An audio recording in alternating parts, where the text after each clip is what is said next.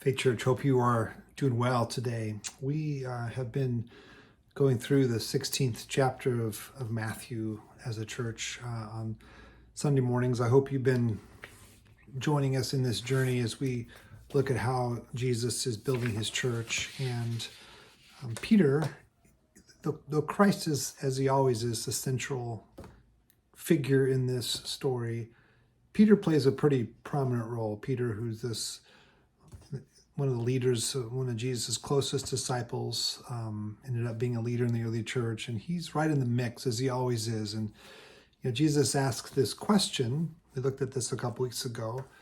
He asks the disciples, "Who do you say that I am?" And Peter sticks his hand up, as he always does, and he's got the answer. "You're the Lord. You're the Messiah. You're the Anointed One. You're the Son of the living God." He nails it. He gets the answer right. And Jesus says, "This is such a good answer. You didn't come up with this, Peter. It came from heaven.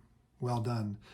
In the very next verses, which we're going to look at this coming Sunday, and this is Matthew 16:21 to 28, Peter goes from the highest place to the lowest place. He's the GOAT, the greatest of all time, in a way.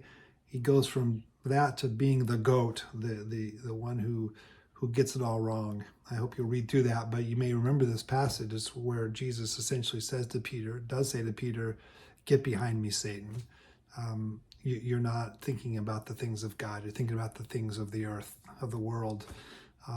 Such a dramatic turn of events for Peter. And one of the things this reminds me of is that if you look at how Jesus relates to us, how God relates to us, there's always this tension between what some people have called invitation and, on the one hand, and challenge.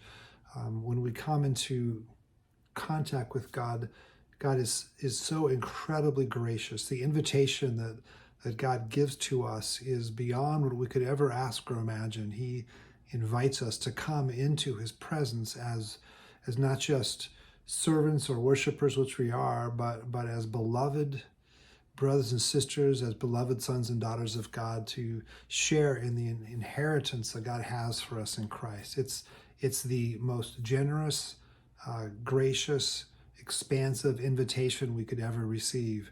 At the same time, Christ gives us incredible challenge. He says, "Come and be with me. It's all by grace. But if you come, you have to give me your life.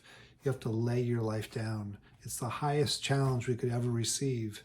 We see this in this passage, that Peter is given such an invitation. He's called, he changes his name and says to Peter and the other disciples, "I'm going to give you the keys of the kingdom. It's through you that I'm going to build my church." It's incredibly gracious. But in the next moment, he's telling Peter, "Get behind me. The things you're saying are of the devil." And I think this is true for each of us. And sometimes in the church, we try to lean one way or the other. I've heard it put this way: if we are a church that tries to overemphasize only the gracious invitation of God, it's easy to become a church that's cozy and comfortable and almost impotent in a way. And yet, if we become a church that overemphasizes the challenge of God, we become a church that's stressful and harsh and burdens people, leads to shame and guilt. It's in that sweet spot of recognizing God's incredible invitation combined with God's incredible challenge that we become a church that's equipped and empowered then to live into that invitation and to receive all that God has for us, and in return to give all that God asks of us. So those are some thoughts that are coming up for me. I really encourage you to read this passage before Sunday. There's a lot here. We're going to wrap up this sermon series looking at how Jesus responds to this encounter with Peter and what he has to say, not just to the disciples then, but disciples today. I'm looking forward to being with you wherever you are today. I certainly hope that you will sense the love of God as your Father, that great invitation, and the grace of Christ his Son, and the presence, the fellowship of the Spirit with you. Peace.